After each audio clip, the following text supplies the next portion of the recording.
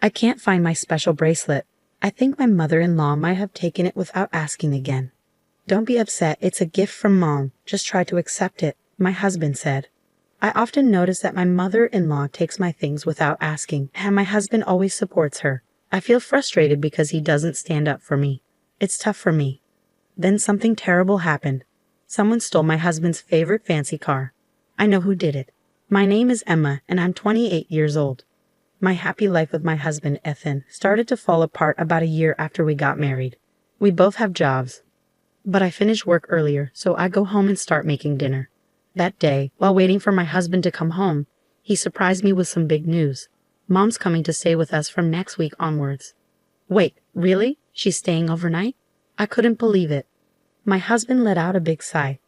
No, she's not just staying overnight. She's moving in. Moving in? Like living with us? I asked, trying to understand. Yeah, exactly. Since Dad passed away, Mom's been on her own. She's getting older, and it's tough for her, my husband explained. Wait a minute. You can't just decide this without talking to me. We have our own lives too. Can't you give me some time to think about it? I pleaded. But my husband just smiled and shrugged it off. It's okay. Mom wants to feel safe. She just wants to stay with us. I understand she might feel lonely and scared, but you made this big decision without asking me. Couldn't you have at least talked to me about it? Why do I have to tell you everything? She's my mom, he argued back. That's exactly it. She's your mom, not mine. I have to change everything because of this. What are you so upset about anyway? It's decided. Just deal with it. I argued back. Wait. I called out, but my husband ignored me and left the room, leaving me feeling frustrated. How could he decide we're all going to live together without even talking to me about it? I still have to adjust, no matter what. Ethan doesn't help out around the house and acts like it's no big deal because she's his mom. We've tried talking about it, but he just says, it's done, and shuts down the conversation. As expected, the next week his mom, my mother-in-law, showed up at our house like it was planned. If she was a normal person, I wouldn't mind living together, but every time I see her, she says mean things and treats me badly. That's why I avoid going to her house unless I have to. But now, suddenly, we're supposed to live together. As I expected, my mother-in-law started criticizing me from the very first day. Emma, did you know I was coming today? There's trash in the corner, she scolded. I'm sorry, I was working and didn't have time to clean, I explained. Excuses. Couldn't you have cleaned up after work? But then I wouldn't have time to make dinner. Oh, come on. Stop arguing back. How do you even handle being Ethan's wife? Be more efficient. I'm sorry, I stuttered. Just 10 minutes in our house, and it's already like this. I'm really worried about what's going to happen next. From that day on, my mother-in-law's controlling behavior got worse, and it stressed me out constantly. Then one day, I came home from work, and my mother-in-law greeted me with a big smile, saying, "Welcome home." I usually don't get such a warm welcome, so it felt strange. Then I noticed something shiny around her neck. Wait, is that my necklace? It looked just like mine. Feeling uneasy, I hurried to my room and checked my jewelry box. My suspicion was right. I went straight to the living room and confronted my mother-in-law, who was sitting there calmly. That necklace, it's mine, isn't it? I accused. Oh, we finally noticed. It looks good on me, doesn't it? She replied shamelessly. What are you talking about? Stop using my things without asking. What's the big deal? It's not like it's going to disappear or anything. But that's not the issue here. Stop complaining and get dinner ready. Ethan will be home soon. Even while I was getting dinner ready, my mother-in-law kept interfering, making me more and more stressed. That night, I couldn't take it anymore and decided to talk to my husband. Hey, Ethan, can we talk? What's on your mind? Today I found your mother wearing my necklace without asking. Oh, so you're saying she went into my room, opened my jewelry box, and basically took it. Isn't that a bit of an exaggeration? How am I exaggerating? Come on, I'm sure Mom didn't mean any harm. I felt angry that my husband was taking his mother's side. Trying to stay calm, I continued to explain.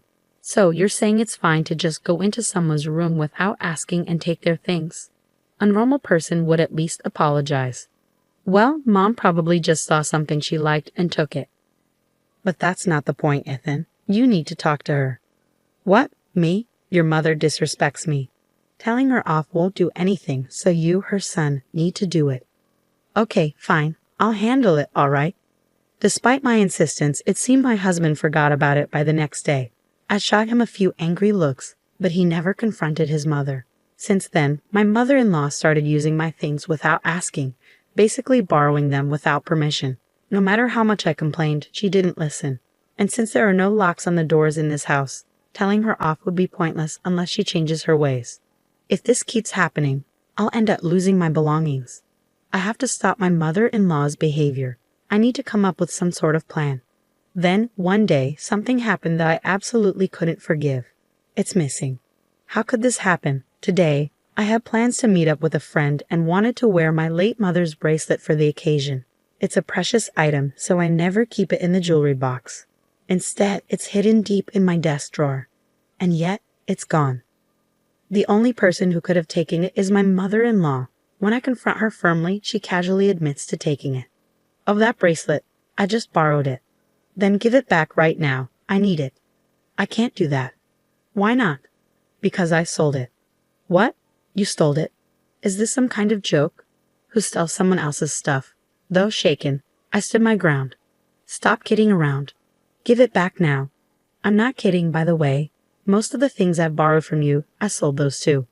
What? What were you thinking?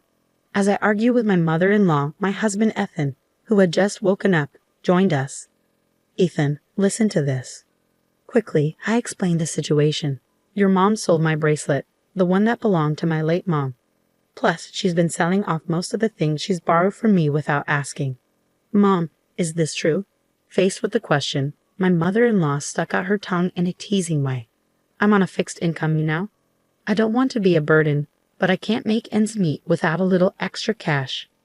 You've got to be joking. Who gave you the right? Don't get so upset. I didn't mean any harm. If you meant no harm, you wouldn't be selling and taking other people's things. That's because, but I interrupted her. Where did you sell it? Get it back right now. Just then, my husband yelled, enough is enough.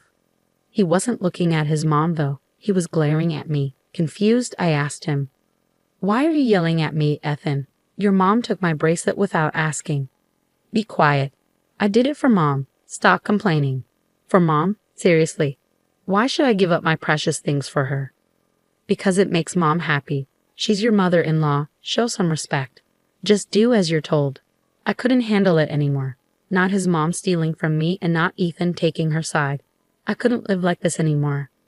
Driven by growing anger, I shouted, that's it. If you won't give it back, let's get a divorce. Stop joking about divorce. I'm not joking. I'm serious. Fine, whatever. I'll get the divorce papers today. Fine, if that's what you want, I'm okay with it. As we argued, I noticed a satisfied look on his mom's face.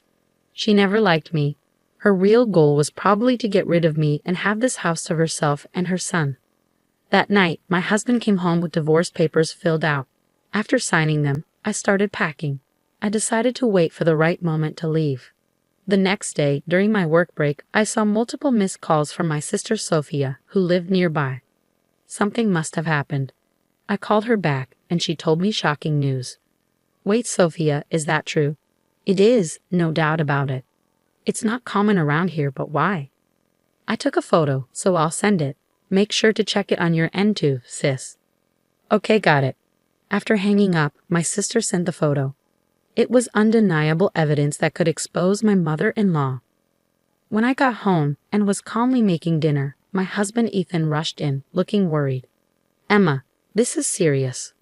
What happened? My car, my prize car, is gone. Wow, that's serious. Why aren't you more worried?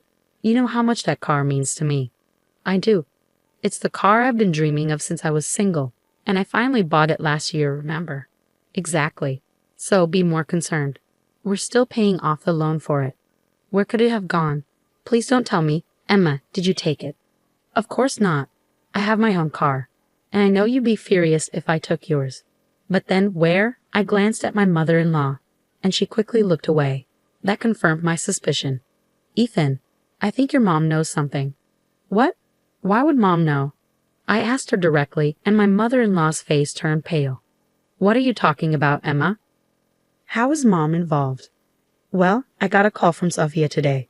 Sophia, she happened to be out shopping and saw your mom driving your car. What? That car is pretty unique, being a foreign model and blue. It's quite noticeable around here. Sophia even recognized the license plate. Wait, what's happening here, Ethan? Now visibly angry, Ethan confronted his mother. Mother-in-law started making excuses. No, Ethan, I just borrowed the car for a bit. Borrowed? Seriously? I've told you so many times not to touch that car. I'm sorry, but I really wanted to drive it. What on earth did you do with the car then? Did you leave it somewhere? No, not exactly, but I did leave the keys in the ignition. Someone from the neighborhood might have taken it. Stolen? Seriously? I swear I drove the car all the way home. I'm not lying. I showed my mother-in-law a photo to prove my point. Is this why you're lying?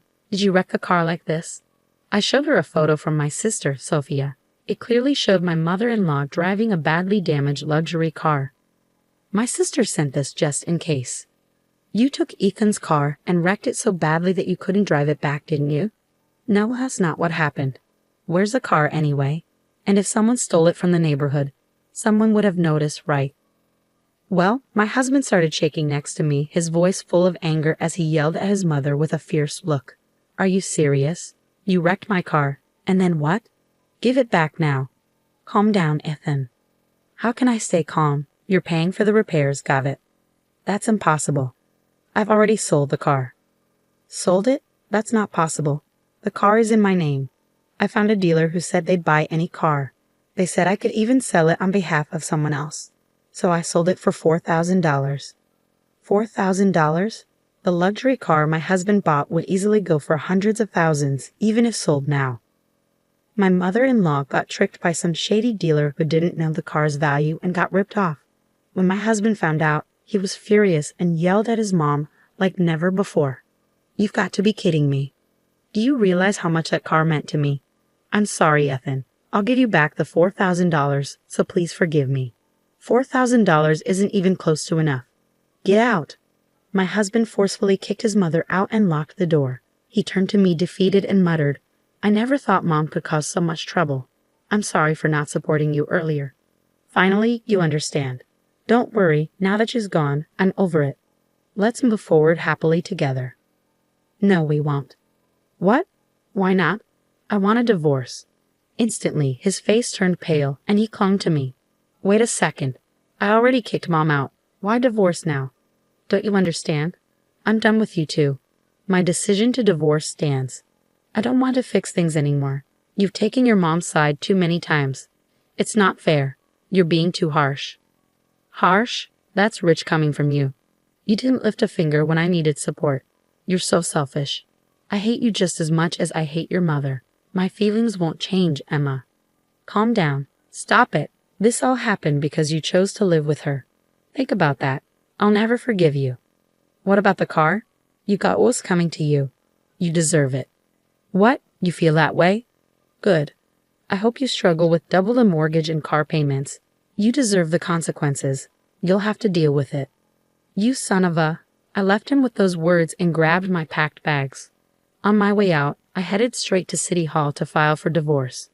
I deleted all his contact info and cut ties completely. Later, I demanded compensation from my mother-in-law for selling my belongings without my permission. She reluctantly started working. With demands for car payments from her son, she's likely working for the rest of her life.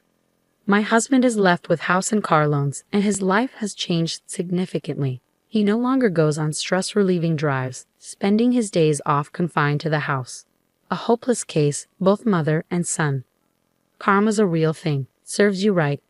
After all this, I moved to an apartment near my workplace.